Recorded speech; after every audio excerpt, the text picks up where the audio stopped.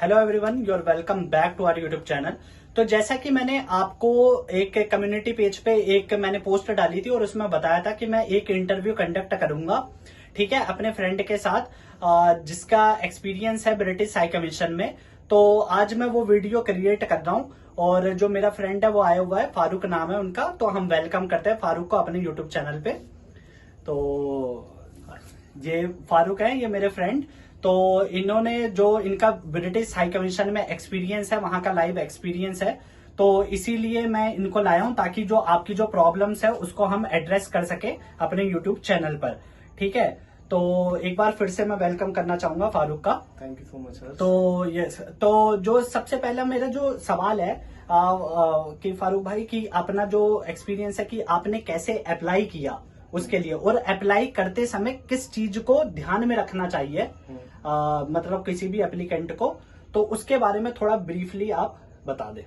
ठीक है, तो फर्स्ट ऑफ ऑल मैं बता देता हूँ कि I am political science graduate. So जो पहली चीज है आपको ब्रिटिश हाई कमीशन में अप्लाई करने के लिए वो है कि आप ग्रेजुएट होने चाहिए। डजेंट मैटर कि आप किस फील्ड से हो। जैसे कि मैंने पॉलिटिकल साइंस से ग्रेजुएशन की है, कुछ और मेरे फ्रेंड्स थे, कलीग्स हैं जिन्होंने अलग अलग फील्ड से अपनी ग्रेजुएशन की है, कुछ बीटेक किया हुआ है, किसी ने इंजीनियरिंग, अदर। तो मेन जो थिंग है आपकी ग्रेजुएशन होनी चाहिए, जिसके बाद आप इसके लिए एलिजिबल होते हो। फर्स्ट क्राइटेरिया जिस पोस्ट के लिए मैंने अप्लाई किया है, मैं सिलेक्ट हुआ, वो थी वीजा सपोर्ट असिस्टेंट। अच्छा। तो after graduation in 2019 I applied for this post and then उसकी एक ऑनलाइन एप्लीकेशन होती है जिसे आपको भरना होता है। आपको ब्रिटिश हाई कमीशन की जितनी भी वैकेंसीज हैं उनके बारे में उनके वेबसाइट पे पता चल जाता है। तो मुझे भी वैसा ही पता चला वेबसाइट से, देन मैंने उसके लिए अप्लाई किया। इनका जो क्राइटेरिया होता है, पहले आपको ऑनलाइन एप्लीकेशन भरनी होती है एंड आपका सीवी। तो ये एंड आपकी एप्लीकेशन, इन दोनों को मिलाकर वो पहले आपको शॉर्टलिस्ट करते हैं। इनकी एप्लीकेशन में जो एक मेन पॉइंट होते हैं वो होते हैं दो। एक कि इनका कवर लेटर कि आपने क्या किया है, क्या आपको मोटिवेट किया इस पोस्ट के लिए अप्लाई करने के लिए, आपके पास क्या स्किल्स है जिसके बेसिस पे हम आपको क्यों कंसिडर करें। एंड देन कुछ कॉम्पिटेंसीज, लाइक मेरे टाइम पर कॉम्पिटेंसी थी delivering at pace, collaboration, partnering, communications. तो these are the some competencies they required for this post.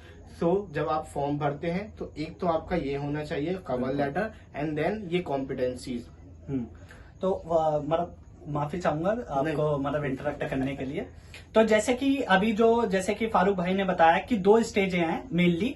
जैसे कि ऑस्ट्रेलियन हाई कमीशन में क्या होता है ना, वहां पर एक ही स्टेज होती है कि आपको जो क्वेश्चन होते हैं, जैसे 3 से 4 क्वेश्चन होते हैं, उसके आंसर देने होते हैं। लेकिन ब्रिटिश हाई कमीशन में जैसे इन्होंने बताया कि 2 स्टेज होती हैं। एक में तो आपको क्वेश्चन आंसर देना है, और क्वेश्चन आंसर में क्या देखना चाहते हैं वो कि एक्चुअली जैसे स्किल्स होती हैं आपको, वो अभी ये और डिटेल में बता देंगे कि क्वेश्चन आंसर से मतलब क्या होता है, क्या इंटेंशन है, क्या देखना चाहते हैं। और एक जो दूसरी स्टेज इन्होंने बताई कवर लेटर, ठीक है। कवर लेटर क्या होता है कि आपका जो ओवरऑल एक्सपीरियंस है, ठीक है, वो उसके थ्रू, आपके कवर लेटर के थ्रू रिफ्लेक्ट होता है, ठीक है। तो हमारा जो अभी क्वेश्चन है वो कि जो मतलब ये जो क्वेश्चन है कि जो मतलब उसमें क्राइटेरिया होता है, सेकंड जो आपने बताया कि क्वेश्चन आंसर दिया, तो वो आखिर मतलब ऐसा क्वेश्चन क्यों दे रहे हैं, क्या देखना चाहती है ब्रिटिश हाई कमीशन आप में।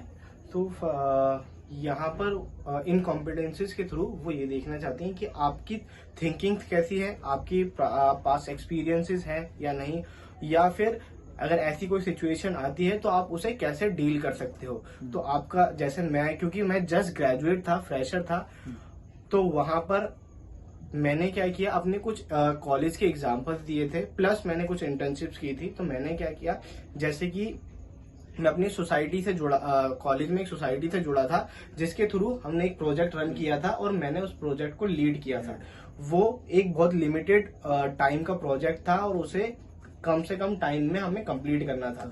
तो इसमें मैंने अपनी पूरा एक्सप्लेन किया। तो बेसिकली जब भी आप आंसर लिखते हो तो ट्राई करो कि एक स्टार मॉड्यूल्स में अपना आंसर लिखो। स्टार से हमारा मतलब होता है सिचुएशन, देन उसमें क्या टास्क था, आपने क्या एक्शन लिया, एंड देन उसका क्या रिजल्ट सामने आया। तो इसके बेसिस पे ही आपको सारे कॉम्पिटेंसीज के आंसर देने हैं। तो मैंने वहां बताया था कि सिचुएशन ये थी कि एक लिमिटेड टाइम के लिए एक हमें प्रोजेक्ट रन करना था। टास्क क्या था कि पहले हमें स्लम एरिया या अंडर प्रिविलेज एरिया ढूंढना था, क्योंकि हमारा जो प्रोजेक्ट था वो उसी से रिलेटेड था। तो मैंने क्या एक्शन लिया, मैंने उस प्रोजेक्ट को लीड किया सभी टीममेट्स के साथ, उनके जो वर्क है वो पर्टिकुलरली डिवाइड किए, एंड एंड रिजल्ट क्या हुआ कि हमने जिस इंटेंशन से और जिस टारगेट के साथ उस प्रोजेक्ट को रन किया था वो फुलफिल हुआ, हमें काफी अच्छा आउटकम भी वो वापस मिला। तो इस तरह के जो कॉम्पिटेंसीज के आंसर आप दे सकते हैं, जहां पर आप अपनी स्किल को डेमोन्स्ट्रेट करें एंड उन्हें एक्सप्लेन करें कि ये जो स्किल्स है I already have the experience about this things, and अगर आपको इनका एक्सपीरियंस नहीं भी है तो आप यहाँ पर सिचुएशन क्रिएट कर सकते हैं कि अगर ऐसी कोई सिचुएशन होगी तो मैं क्या एक्शन लूंगा। तो ये सारी चीजें आप वहां पर लिख सकते हैं। तो जैसा कि आपने मतलब अभी सुना, तो फारूक भाई ने बहुत अच्छी चीज बताई, और इसमें आपको एक और चीज इन्होंने क्लियर की कि जैसे कि फारूक का कोई कंपनी में एक्सपीरियंस नहीं था। इन्होंने जैसे ही अपनी ग्रेजुएशन कंप्लीट की तो इन्होंने जो इंटर्नशिप कर रखी थी और जो कॉलेज के टाइम पे जो पार्टिसिपेशन था, सोसाइटी में प्रोजेक्ट में वर्क किया था, उसको एज अ एक्सपीरियंस इन्होंने वहां पर रिप्रेजेंट किया। ठीक है, तो कैसे हुआ कि एक्सपीरियंस नहीं है लेकिन अपना जो प्रीवियस कॉलेज में जो स्टडी है उसको एज अ एक्सपीरियंस रिप्रेजेंट किया। ठीक है, तो ये बहुत ही अच्छी चीज है सीखने वाली कि आप कैसे अपनी जो लीडरशिप स्किल होती है ये यहाँ पर दिखा सकते हैं। ठीक है, तो ये तो रही एप्लीकेशन तक की बात। अब मैं मतलब फारूक से जानना चाहूंगा आगे कि फारूक, जब एक बार एप्लीकेशन शॉर्टलिस्ट हो जाती है तो उसके बाद प्रोसेस क्या होता है, मतलब किस तरीके से वो टेस्ट लेते हैं या कितने राउंड का टेस्ट होता है। ठीक है, तो उसके बारे में मतलब थोड़ा उस पर लाइट कीजिए। सो बेसिकली इनका जो 50% होता है वो यही होता है कि आपको शॉर्टलिस्ट करना। बहुत सारे एप्लीकेंट जो है वो अप्लाई करते हैं लेकिन हर कोई शॉर्टलिस्ट नहीं होता। शॉर्टलिस्ट आप इन दोनों चीजों के बेसिस पर ही होगे। एक आपका कवर लेटर जो ये डेमोन्स्ट्रेट करेगा कि आप क्या मोटिवेशन है, क्या इंटेंशन है, क्या एक्सपीरियंस है, सो ऑन, एंड देन आपका कॉम्पिटेंसीज। इसके बाद का जो सेकंड प्रोसेस होता है वो होता है इंटरव्यू। आपको 1-on-1 इंटरव्यू के लिए बुलाया जाएगा। अगर आप शॉर्टलिस्ट होते हो देन आपको एक लिंक प्रोवाइड किया जाएगा या एक पोर्टल प्रोवाइड किया जाएगा जिसके थ्रू आपको कुछ टेंटेटिव डेट्स दी जाएंगी 1 वीक की, जिसके अंदर कुछ पर्टिकुलर टाइम स्लॉट्स होंगे। तो आप इनके अंदर अपने अकॉर्डिंग जो भी आप कंफर्टेबल हो उसके अकॉर्डिंग अपना टाइम स्लॉट चूज कर सकते हैं। जैसे कि 10 तारीख को दोपहर 2 बजे मैंने अपना टाइम स्लॉट किया एंड मैं वहां जाकर गया। इनका जो इंटरव्यू होता है वो मैक्स 15 मिनट्स का होता है, इससे ज्यादा नहीं होता, क्योंकि इनके पास भी नंबर ऑफ एप्लीकेंट काफी होते हैं एंड देन और भी लोग क्यू में होते हैं। एंड देन ये जो है वो कुछ क्वेश्चन से आपकी स्किल्स एंड आपकी कम्युनिकेशन स्किल्स एंड नॉलेज को परख लेते हैं। तो इनके अंदर ये खासियत काफी अच्छी है और ये अपना ज्यादा टाइम भी वेस्ट नहीं करते। अच्छा, तो यहाँ पर जैसे ही इंटरव्यू के लिए आप जाते हैं तो जो कॉम्पिटेंसीज हैं उन्हीं को आपसे दोबारा पूछा जाता है एंड देन कुछ और क्वेश्चन। तो बेसिकली मैक्स जो है 4 से 5 क्वेश्चन आपसे पूछे जाएंगे। फर्स्ट ऑफ ऑल जो हर इंटरव्यू में हमें देखने को मिलता है कि आपका इंट्रोडक्शन, जिसमें आप अपने आप को इंटरव्यूअर के सामने प्रेजेंट करते हैं कि आप कौन है, कहाँ से आते हैं, क्या एक्सपीरियंस लेकर आते हैं एंड यहाँ पर क्यों है। उसके बाद डिपेंड करता है पैनल के ऊपर, 2 का पैनल हो सकता है या 3 का पैनल हो सकता है। और हर क्वेश्चंस का जो भी वो लोग क्वेश्चन पूछते हैं उसका आंसर जब आप देंगे तो वो नोटबुक में अपने नोटपैड में उसका आंसर को मार्क करते हैं। तो जैसे कि मैंने आपको बताया स्टार मॉड्यूल्स में आप आंसर देंगे तो मुझे ऐसा लगता है कि वो हर स्टेप के आपको पॉइंट देते हैं। ठीक है, आपने किस तरह से एक्सप्लेन किया, क्या टास्क था और क्या रिजल्ट रहा, तो इस चीज पर ज्यादा फोकस रहता है। देन जो भी वहां पर पैनल रहता है वो 1-1, अगर 3 लोगों का पैनल है तो आपका इंट्रोडक्शन एंड देन 3 क्वेश्चन वो आपसे पूछ सकते हैं। अगर 2 लोगों का पैनल है तो आपका इंट्रोडक्शन एंड 2 ईच क्वेश्चन वो आपसे पूछ सकते हैं। इसके बारे में इंटरव्यू से रिलेटेड डिटेल जो है वो आपको ऑलरेडी ईमेल कर दी जाएंगी कि आंसर किस तरह से प्रिपेयर होने चाहिए। कुछ आपको क्या बोलते हैं एग्जाम्पल्स भी दिए जाएंगे ताकि आप उनसे प्रिपेयर कर सकें। ऐसा कुछ नहीं होगा कि आप गए एंड ऐसा कुछ आ जाए, सडनली कुछ पूछ लिया जिसके बारे में आप अवेयर ना हो या इस वे में आपने आंसर दिया जो कि वो नहीं एक्सपेक्ट करते। तो वो आपको एक वे बताएंगे पूरा कि किस वे में आपके आंसर स्ट्रक्चर होने चाहिए, क्या उनकी लेंथ होनी चाहिए एंड देन रिलेटेड टू क्या बोलते हैं इंटरव्यू, जिससे आप अपने इंटरव्यू अच्छे से प्रिपेयर कर सकें। और यस प्लीज।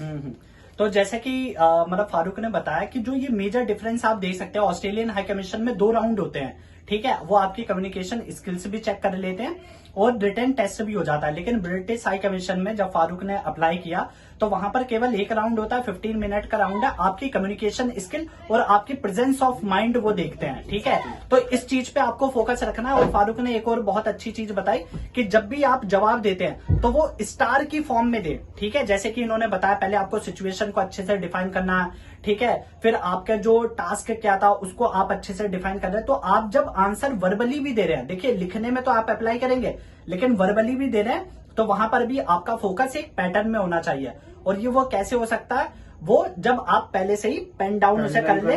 हाँ, यस, राइट। तो आपको पहले से ही, जैसे मैंने बताया कि वो कुछ क्वेश्चंस, कॉम्पिटेंसीज एंड वो आपके साथ ऑलरेडी डिस्कस करेंगे कि क्योंकि जब भी आप एप्लीकेशन भरोगे ना तो वहां पर वेबसाइट पे हर्ष आपने भी, मैंने ध्यान दिया है कि आपने अपनी हर वीडियोज में बताया है एंड एक्सप्लेन भी किया है। और जब भी आप किसी भी यूके के लिए, specifically UK high commission, British High commission के लिए अप्लाई करते हैं तो हर जॉब पोस्ट के लिए नीचे उन्होंने कॉम्पिटेंसीज लिखी होती हैं, बिल्कुल, बिल्कुल। जो उस जॉब पोस्ट के लिए रिक्वायर्ड होती है, कंपलसरी होती है। तो मेनली क्या होता है, जब भी कोई इंटरव्यू होता है तो वो जो क्वेश्चंस होते हैं उन्हीं से रिलेटेड होते हैं, उन्हीं कॉम्पिटेंसीज को आपको अच्छे से डेवलप करना होता है। तो क्या होता है, जैसे अगर हम दो ही हैं और कॉम्पिटेंसीज पूछी गई डिलीवरिंग एट पेस, ठीक है, दोनों ही हम फ्रेशर है, ठीक है। हर्ष यहाँ पर अपना आंसर देते हैं विदाउट स्टार मॉड्यूल्स, जहां पर वो पहले क्या बोलते हैं, सिचुएशन बताते हैं, देन रिजल्ट बताते हैं, देन वो टास्क बताते हैं एंड देन वो एक्शन बताते हैं। वहीं ऑन द कॉन्ट्रेरी मैं अपने आंसर को वेल स्ट्रक्चर करके चलता हूँ, पहले situation, then task, then action and then result. तो उसमें क्या होता है, एक ही क्वेश्चन था, सेम चीजें थी, इन्हीं के साथ भी शेयर की, मेरे साथ भी, लेकिन जो प्रेजेंटेशन थी, ठीक है, किस तरह से उसे एक्सप्लेन किया गया, किस तरह से उन्हें शेयर किया गया, इस पे काफी एक्सप्लेन किया था। प्लस कुछ लोग होते हैं जो ऑलरेडी एक्सपीरियंस्ड होते हैं, लेकिन फिर भी वो अपने एक्सपीरियंस को अच्छी तरह से एक्सप्रेस नहीं कर पाते।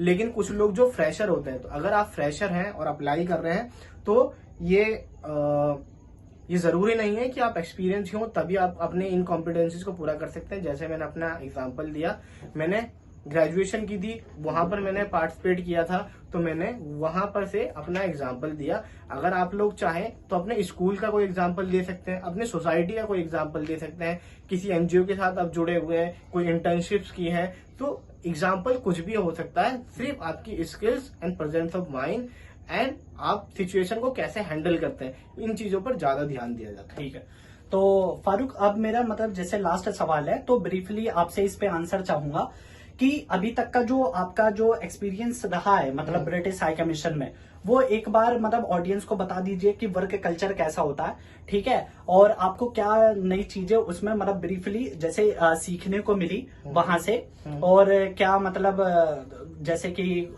मतलब जो ऑर्गेनाइजेशन है वो एम्प्लॉय का कैसे ख्याल रखती है, मतलब जैसे कि अलाउंस देना, वर्किंग आवर्स हो गए, ये सब मतलब एक बार जो ब्रीफली आप हमारे जो ऑडियंसेस है उन्हें बता दीजिए। So for me, British High Commission is an amazing place. If you enter in the High Commission, it is just another place from India. So you don't feel like that it is a place inside of India. So आपको ऐसा नहीं लगेगा कि आप India के अंदर हो, क्योंकि वहाँ का जो एनवायरनमेंट है वो बिल्कुल ही चेंज रहता है, ठीक है। प्लस वर्क लाइफ बैलेंस बेहतरीन है वहाँ का, मैंने बहुत इंजॉय किया और मैं करता हूँ।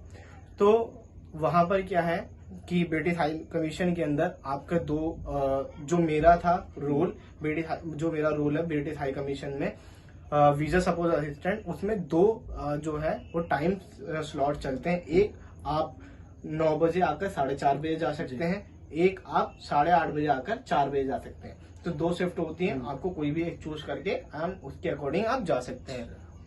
उसके अलावा 4:30 बजे जब भी आपकी शिफ्ट खत्म होती है, अगर 4:30 बजे खत्म होती है, उसके बाद कोई आपसे ये नहीं कहेगा कि आप रुक के ये काम और कंप्लीट कर लीजिए, ऐसा कुछ नहीं है। 4:30 बज गए, आपका टाइम खत्म, लैपटॉप शट डाउन कीजिए and you are free to go. इसके अलावा वहां पर और सारी बेहतरीन चीजें हैं, जैसे कि इवनिंग में कैफेज हैं, वहां पर क्लब है, स्विमिंग पूल है, basketball, cricket, badminton, table tennis, gym and everything is inside in the British High commission. तो आपको कुछ भी एंजॉय करना आफ्टर 4:30 आप फ्री हैं, आप जाके क्लब में गेम खेल सकते हैं, एंजॉय कर सकते हैं टीम्स के साथ, देन कुछ फन एक्टिविटीज कर सकते हैं। प्लस वहां पर जो लोग हैं, जो एम्प्लॉयज हैं, वो आपको काफी बेहतरीन अच्छी तरीके से ट्रीट करते हैं। ऐसा कुछ नहीं, अगर आप जूनियर लेवल पे हो और कोई सीनियर लेवल का, तो वो आपको इक्वली ट्रीट करेगा। ऐसा कुछ नहीं है कि अगर कोई सीनियर है तो आपके ऊपर प्रेशर ज्यादा डालेगा, आपको दबाने की कोशिश करेगा या कुछ। सब काफी इक्वालिटी में बिलीव करते हैं एंड सब एक दूसरे की सपोर्ट करने के लिए हमेशा तैयार रहते हैं। अगर आपको कुछ चीज समझ नहीं आ रही तो हर कोई वहां पर आपको एक्स्ट्रा क्वेश्चंस के साथ चीजें ट्रेन करने की कोशिश जरूर करता है। और इसके अलावा वीक में 2 दिन ऑफ मिलता है, जो कि बहुत ऑर्गेनाइजेशन में नहीं होता। तो सैटरडे संडे आपको ऑफ मिलेगा, उसके लिए आप फ्री हैं एंड देन 5 डेज वर्किंग है। ठीक है। तो जैसा कि अब जितने भी जो क्वेश्चन थे वो हमारे फारूक के साथ कवर हो गए हैं और फारूक ने बहुत ही वेल डिफाइंड करके हमें बताया है हर चीज को, और सब अपना जो एक्सपीरियंस है वो आपके साथ शेयर किया। So I would like to say a very great thanks to Farooq to be the part of our mean this community. तो जो फारूक है, मैं दोबारा मतलब आपकी तरफ से भी थैंक यू कहना चाहूंगा कि अपना जो वैल्यूएबल टाइम निकाल के यहाँ पर इन्होंने आपको जो इन्फॉर्मेशन प्रोवाइड की। तो इसके अलावा भी अगर आपको कोई क्वेरी है तो आप कमेंट बॉक्स में कमेंट कर सकते हैं, ठीक है। तो वो जो क्वेरी होगी मैं फारूक तक डिलीवर कर दूंगा, और ये जैसे भी इनको जो टाइम मिलता है तो ये जो वो सॉल्यूशन है वो मुझे लिख सकते हैं या आपको मतलब खुद यहाँ पर आके एक बार मतलब आपको ब्रीफली ऐसे ही वीडियो को ही अपलोड करके बता सकते हैं, ठीक है। तो दोस्तों अगर वीडियो अच्छी लगी हो, ठीक है, फारूक भाई ने अपना टाइम निकाला, वैल्यूएबल टाइम निकाला, तो आप इस वीडियो को ज्यादा से ज्यादा लोगों को शेयर करें। और मैं फारूक से रिक्वेस्ट करना चाहूंगा कि ये हमारी ऑडियंस को अपील करें कि वीडियो को first of all thank you so much Harsh for inviting me over here and I have been following his video since a long time. We are a good friend from school time and he's doing great work over here and helping and supporting you guys. So it is a great pleasure for me to be here. तो मैं आप सभी से request करूंगा कि please इसके channel को जरूर सब्सक्राइब कीजिए एंड इस कम्युनिटी को और बिल्ड कीजिए, क्योंकि हो सकता है कि आपके एक शेयर से किसी जरूरतमंद को ये वीडियो मिल जाए एंड उनके लिए हेल्प हो जाए। एंड उसके अलावा आपके लिए भी नॉलेजेबल वीडियो हर्ष लाता रहता है। तो please do subscribe, share and comment in the comment section. आपको कुछ भी डाउट्स हैं आप डायरेक्टली कमेंट सेक्शन में हर्ष से पूछ सकते हैं। So thank you very much and have a nice day. Thank you so much, bye bye.